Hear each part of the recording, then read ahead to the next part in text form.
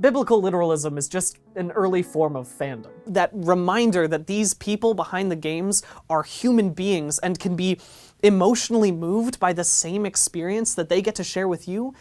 What could be better than that? We've done some shit to bees, y'all. Everyone knows that self-published doesn't count. Guillotiner, it doesn't look like much, could be a problem, but it's time for us to bring it back. They're kind of like a board of directors in that they all look the same and do the same thing, which is to say, not a lot. Who does choose to be born, right? Who chooses? Alienating drug users makes things worse. And when you start asking if something is art, then you really end up asking, why should we even be defining what is and isn't art?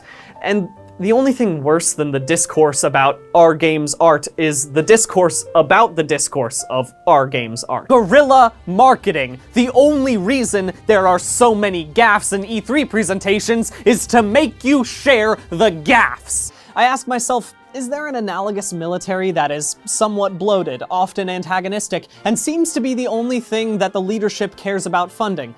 Unfortunately, I couldn't find any real-life examples of this. So I'm loosely basing it on the US military. Help stop global warming, and heaven knows we need that. The true enemy is war itself. I'm not your friend, and you have no say over what I do with my body. Look, art is experiential, and that's a beautiful thing that should be allowed to flourish without having some pseudo-scientific proof of greatness thrust upon it.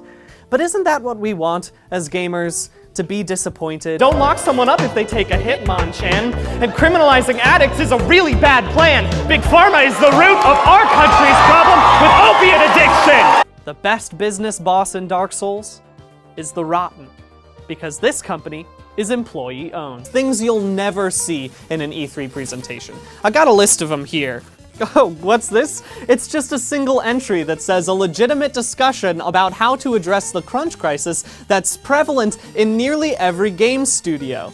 Because we all know the true monster is man.